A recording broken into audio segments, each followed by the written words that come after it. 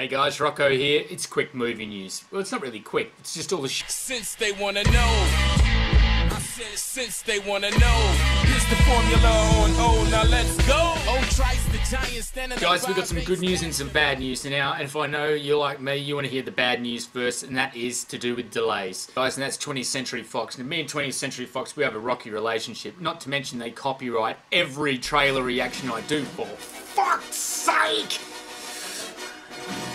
Other than that, what they do is they delay a lot, but normally it's for a good reason, and I'm hoping it is for these two. First one off the mark is Shane Black's Predator. Now, I'm really looking forward to this one. There has been some rumours that there's a lot of comedy in this, but I think if you look at Shane Black's comedy, like, Last Boy Scouts, Lethal Weapons, all the stuff he's written, stuff like that, The Nice Guys, which was his last movie that he directed with Russell Crowe, Ryan Gosling, I think the comedy would suit it quite fine, as long as they keep it minimal. Anyway, Predator is going all the way back to September, so get it out of your heads. Next, cab off the rank for delays will be the one that probably I am looking forward to the most this year, which is Alita Battle Angel, which we saw the trailer for, which absolutely blew my face apart. I'd do whatever I had to for you. I'd give you whatever I have. Yeah, dying for that one, really disappointed to hear it's going back. These guys have pushed it all the way back to December, guys. It was originally coming out in May, so let's just hope they're pumping the hell out of this thing with visual effects. If I know Cameron reshoots or whatever they are doing that's delaying it is going to be worth it. Also, a little one that's not being delayed but's going back for minor reshoots is Deadpool 2. So Ryan Reynolds and Josh Brolin on Twitter, if you follow them, have been sending images back and forth. Brolin was making fun of Ryan Reynolds and saying that he uses CG for his abs, and Ryan Reynolds sort of one-upped him by sending this. I love this one. It's great, man. I love everything from Deadpool advertising. That's just how it is. Our next story comes from the original Scream Queen, Miss Jamie Lee Curtis. Now, the movie that made her famous, Halloween, she is reprising a role in the reboot, which is headed by Danny McBride. This is going to be really interesting, guys. I think Danny, for some reason, just the fact that he's attached and working on Halloween means that he's got a real passion for this movie, and I hope it's the right passion. So yeah, she actually tweeted out the first official photo of herself and how she may look in Halloween. She's still keeping it together. She still looks alright, like, come on, man, you got to give her props for her age. It's not like I'm going to say, like, oh, wow, she still looks amazing like people do with Helen Mirren and all that sort of shit. Nah. Doesn't look amazing, but still looks like Jamie Curtis, and that's all we want, guys. Don't worry about the age and the looks and that. There's going to be plenty of other hot shit running around getting slaughtered. It's Halloween. Okay, next we have from director Roland Emmerich, who's famous for such popcorn, leave your brain at the door disaster movies and big epic shit as Godzilla, Independence Day, Day After Tomorrow, 2012, basically when a whole heap of shit destroys the world without much storyline, Emmerich is there. And guys, even though from that intro it may sound like I'm not really into Roland Emmerich films, I fucking love them. I reckon they're great because I know what I'm getting in for. I don't hold them up on any sort of pedestal thinking, oh, this one is going to be an Oscar-worthy one. But for Roland Emmerich, the way he keeps it simple kind of harkens a bit back to the old days where they didn't have to explain everything, where people just enjoyed movies to have a laugh. Anyway, I digress. He is now making something towards like a bit of a Patriot that he did with Mel Gibson and Heath Ledger back in the day. It's a bit of a historical one called My Lord. Now, I've sort of assumed things already from this title. It's about a soldier and a priest that get shipwrecked on an island. And this island, of course, it's got the Mayans and all that there. These guys have no hope of being rescued at all. So the soldier actually embraces the Mayan culture and starts getting into it all and cutting off heads and that, like Apocalypto, all that stuff, right? But the other fella, he stays true to his Christian faith.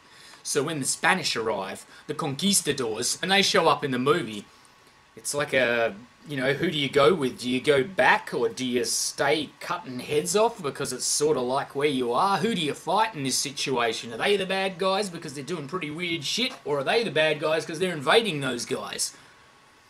Could be an interesting movie, I think. The only thing that it sort of reminds me a lot of is, and if you have not seen this one, this is one of my top favourite films of all time, The Man Who Would Be King, starring Sean Connery, Michael Caine. If you haven't seen that film, guys, check it out. It's actually probably, I've read in a lot of interviews that it's Steven Spielberg's favourite film as well.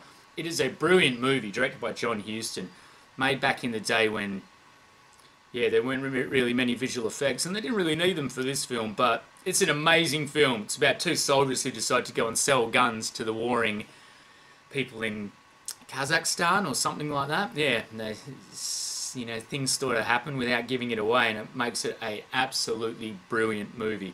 I guarantee towards the end you might have a tear in your eye. Anyway, guys, that's it for Roland Emmerich's Maya Lord. What do you reckon? Leave me a comment down below if you think the potential of Emmerich's new film. I like it. He's gotten away from the disasters, which is good. Guarantee there's still going to be ship blowing up. Maybe one of the, you know, the ship's going to sink in some sort of awesome, spectacular disaster. So that satisfied him there. Let's see how he goes. I thought The Patriot was a pretty good effort myself. It had the gore of the Civil War, and it had all the heart and everything else. So let's see what he does, eh? Okay, and finally we've just got a couple of new trailers for Rampage, Dwayne Johnson, based on the classic video game. We got the second trailer for that one to drop, which looks even better than the first trailer. I've got high hopes for this.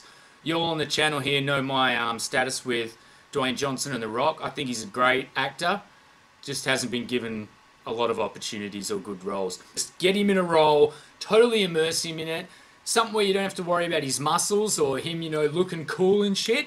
Just get him in there, get him dirty, and get him hardcore, and The Rock will be on the next people to watch list, even though he's been around for ages. He's picking them for the money, you can tell. Sometimes he's going for the money.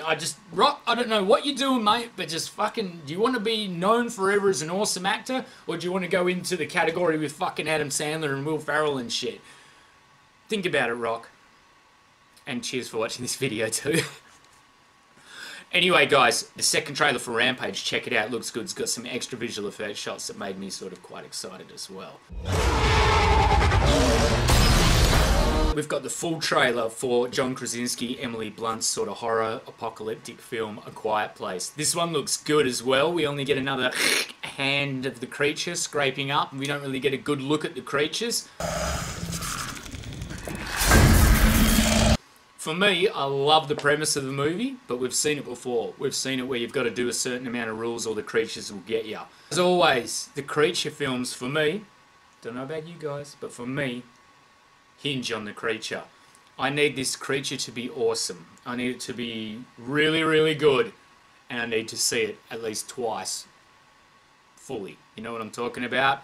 As long as we see it, this movie will do well. I still love The Relic with Penelope Ann Miller and Tom Sizemore, about the creature that comes back in the crate in the museum and wreaks havoc. That movie's great, and because of its budget and because of when it was, the CG wasn't perfect to show the creature in its full glory.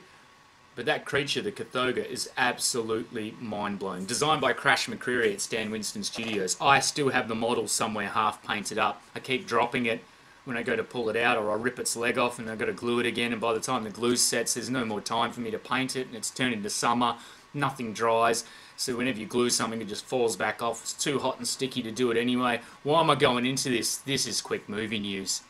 Since they wanna know, I said since they wanna know, here's the formula on O, now let's go. Oh, Trice the Giant, standing a 5'8" stature, back with a second album supplying your fear factor.